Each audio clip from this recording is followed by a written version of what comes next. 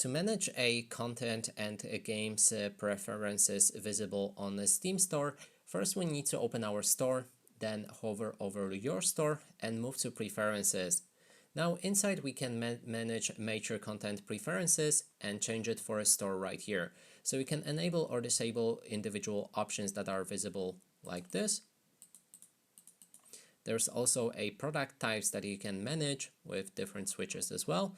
We can also exclude a specific tags for games. For example, we can remove anime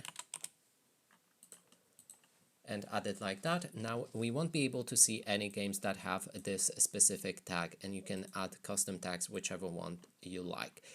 We can see the ignored products and review score settings and edit the preferences right here as well. Then there's the search options, and you can manage hide items in your library, hide ignored games, hide items on my wishlist, and enable infinite scrolling when searching.